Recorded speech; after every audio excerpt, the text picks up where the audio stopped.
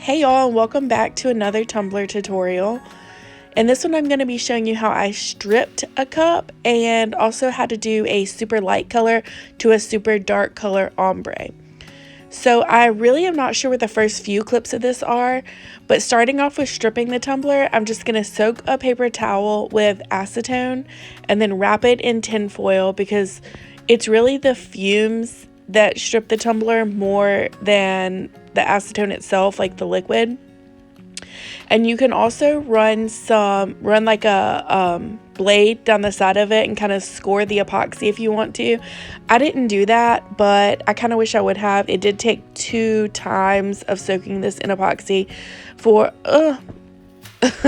soaking this in acetone for all the epoxy to come off. So I let it sit for about 24 hours, and here I'm just taking the tin foil off and revealing the epoxy that has pulled away from the cup, and it just peels away super easy. But like I said, there were some spots left on it that I did soak it in acetone again for another 24 hours.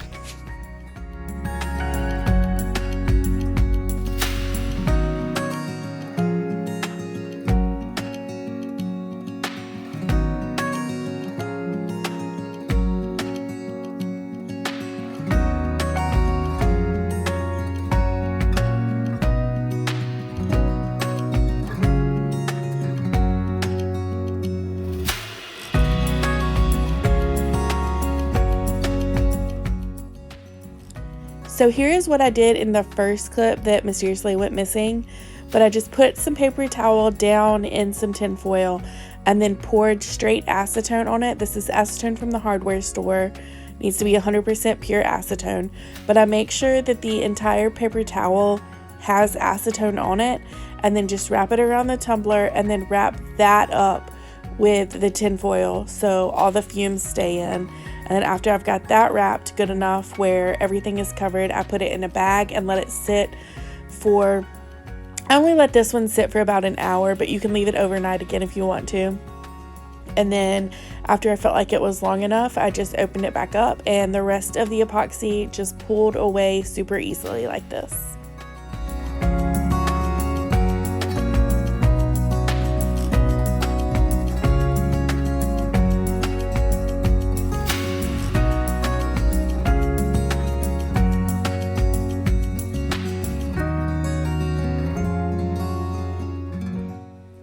After the second soak, there were a couple spots that hadn't fully come off, so I just went over it with a straight edge blade, and they came off super easy.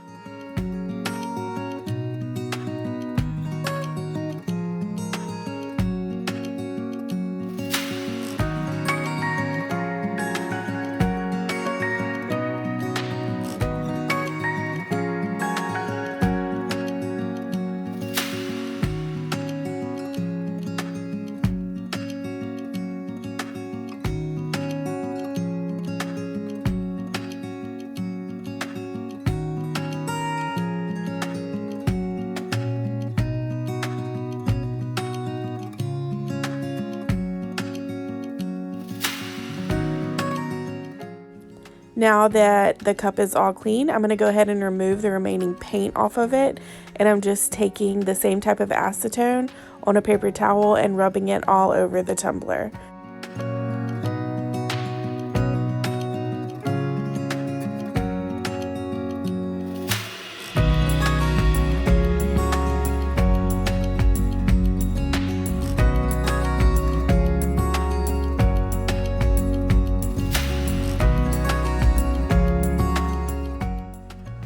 Alright, and once my cup is all clean, I painted it again with Rust-Oleum's 2x Ultra Cover in the color Vintage Blush.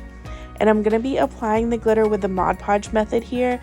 And I'm using a wide craft brush that I got off of Amazon. I'll have this linked below. They do make special brushes just for Mod Podge, but I find this works just as good. And this is going to give me a pretty generous, thick, even coat. You don't want any lines or streaks in your Mod Podge because that will show through with the glitter. But just go over it generously and get it as even as you can.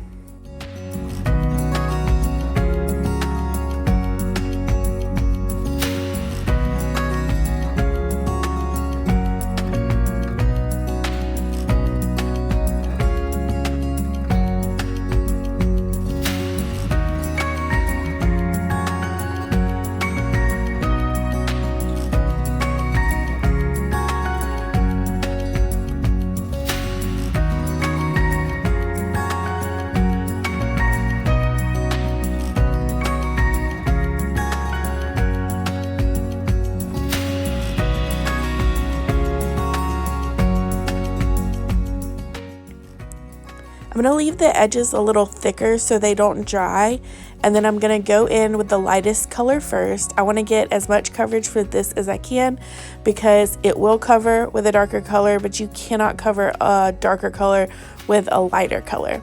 So I'm just going to go pretty heavy on the light color, and this is just a random mix of silvers and whites that I had from previous projects. But I'm going to get the edge very, very well, and then just kind of let it fall about halfway down the cup, and then I'm going to tap it off pretty well. Switch out my parchment paper underneath. Going to put that glitter back into the container so I don't mix it and waste it.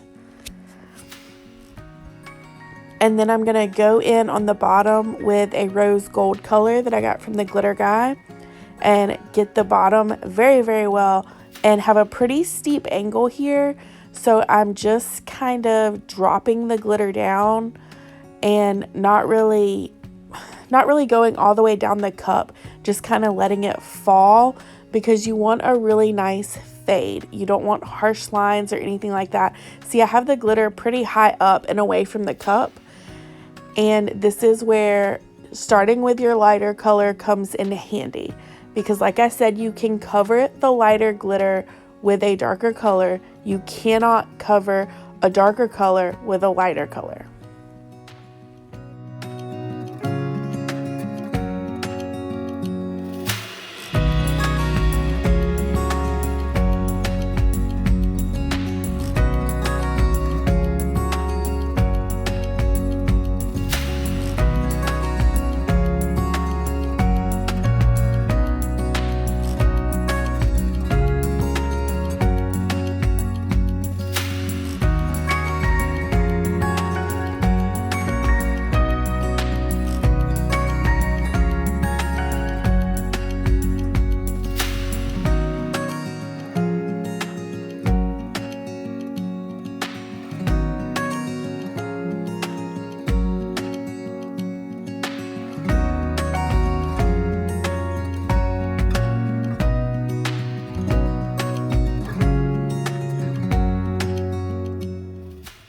After I get both colors done, I'm going to go back in with the lighter color and just fill in any spaces that may not have glitter stuck to them, because after a while the Mod Podge can shift a little and you can get a little bit of open spaces, and I want to cover that with the lighter color glitter.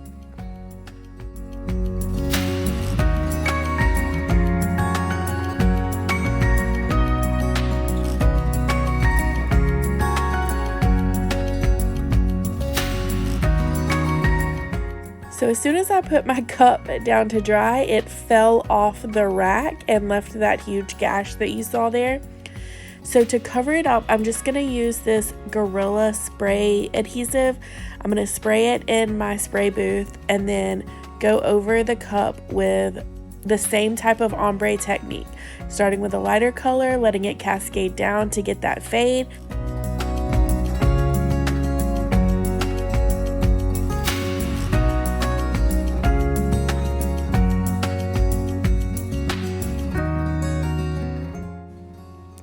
When I go in with this darker color, this time I'm going to go extremely slow and just kind of sprinkle it on.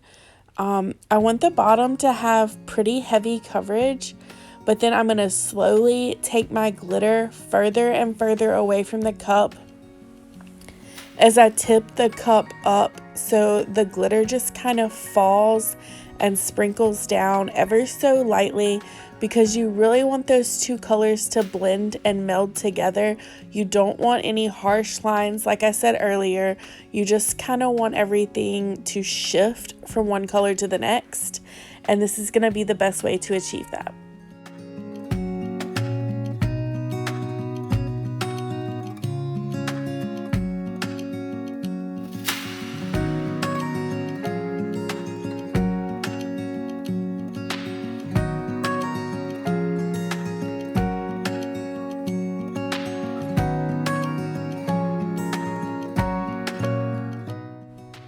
Off camera, I went ahead and applied the first 2 coats of epoxy. I lightly sanded to get it smooth, and then I added this decal on. Now I'm going to go ahead and put the tumbler back on my turner so I can add my last few layers of epoxy. Alright, now I'm going in with another coat of epoxy. I'm using about 15 milliliters of KSResin's liquidy split. This is their fast setting epoxy. I want to go in really good around the decal and make sure that all the edges of that are covered super well. And I'm going for even coverage here. This is the final coat before the final coat, where I'm just making sure the tumbler is super smooth and everything is good.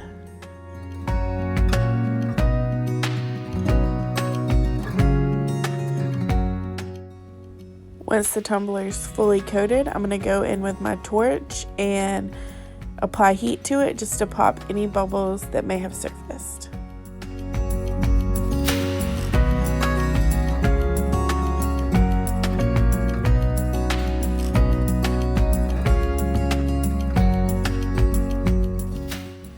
Once that layer of epoxy has dried, I'm going to go in with my sanding block and I'm going to sand around the top edge to reveal a small thin line of stainless steel. This is where the final coats of epoxy will adhere to the cup, and it's going to ensure that you get a good seal on the epoxy.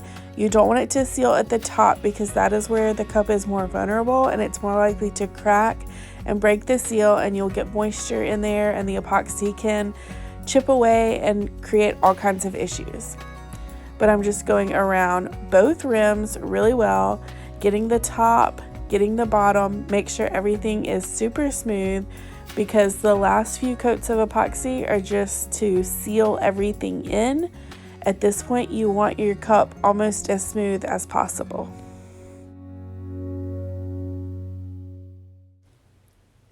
Here I'm showing you the edge of kind of what you want the stainless steel to look like. You just want a thin little line peeking through, enough for the epoxy to cure to. Now I'm going to go in with my final coats and just make sure everything is super smooth and torch it at the end to pop any bubbles.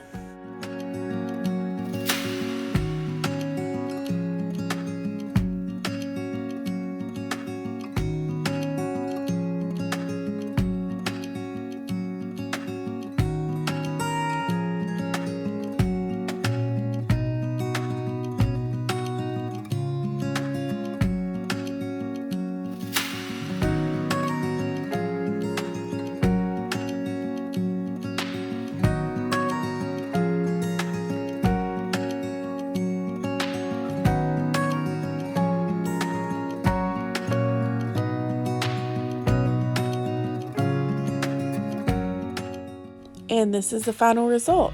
This was actually a custom tumbler and the customer is super happy with it. But as always, thank you so much for watching. I really hope you'll give this video a thumbs up. And please subscribe for more content like this. Thanks again. Bye.